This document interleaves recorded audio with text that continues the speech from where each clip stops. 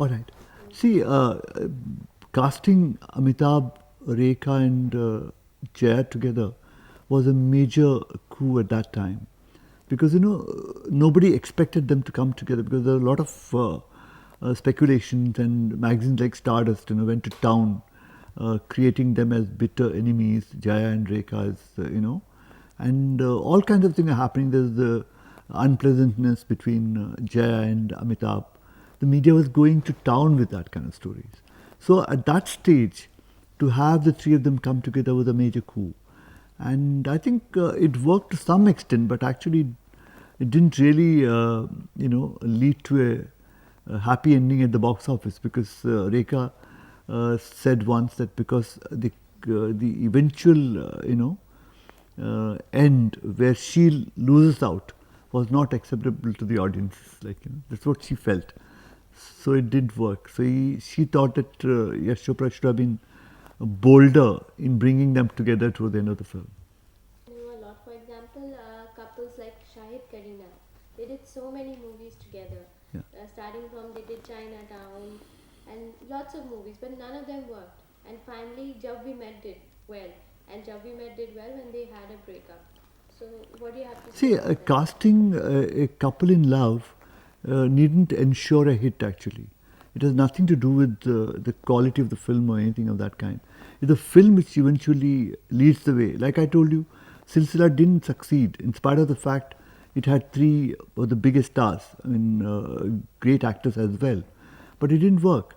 So it depends on the quality of the film. But it does create a lot of curiosity when you have Ranbir and Deepika together, or Shahid and Kareena together. Now, of course, Saif and Kareena together. There will be a lot of curiosity to see them together.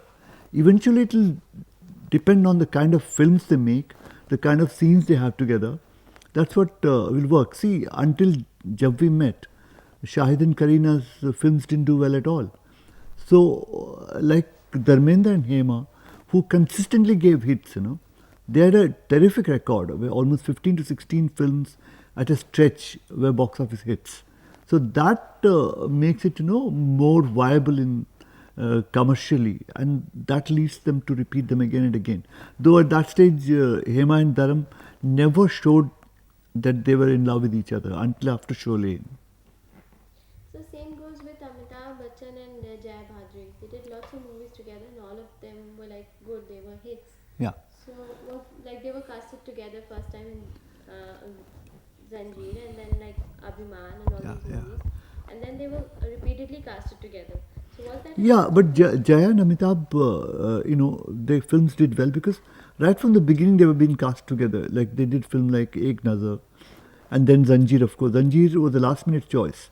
I think Mumtaz refused to do that film because nobody was willing to act with Amitabh Bachchan at that stage, because his films had not done well, and they were not too keen to work with him because everybody looks at a hit, and they thought that all Amitabh films have been flops. So they were not very keen to work. So Jaya came forward because of her relationship with Amitabh Bachchan, maybe. She came forward to act in that film, and it worked. And then they repeated them in some films, but the films are very good, like Abhiman, and Millie. These are all Rishikesh Mukherjee's films.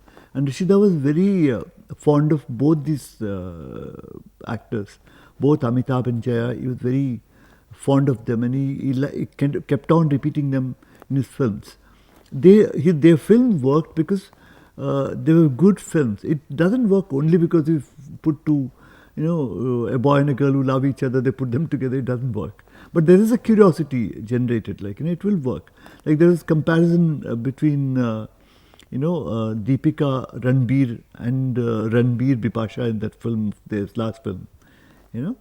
So this kind of a thing happens. Actually, the film which works, no matter what you say, the external factors and publicity gimmicks, they don't work unless the film itself works. So like real life, we are just talking about real life couples like Ajay Devgn and Kajol. Yeah, Earlier they did movies like Yaar To Hona Hi Tha, that was yeah, a massive hit. Then they went and they also did Ishq, yeah, that was also a success. yeah. But once they got married, none of their movies did well. On the other hand, whenever like Kajol used to work with Shah Rukh Khan or Amir Khan, for example, the movies were a hit. So why is No, it so? Shah Rukh and, Ajay and Kajol didn't do too many films after marriage. After marriage, she took a long sabbatical, you know. She came back much later. I think she came back in Karan Johar's K3G, you know. Until then, she didn't do any film. But they did one film which Ajay directed, which did reasonably well, you know. Shah Rukh and Kajol, of course, they were one of the most sought after pairs because right from the beginning, all the films have been big hits, and actually they were voted as the most popular couple of the last millennium. You know, the best romantic team of the last millennium. So that happened because somewhere there was a tremendous chemistry between the two of them. They started together in Bazigar, I think, and since that time, almost every film of theirs was a hit. They never had a film which didn't do well.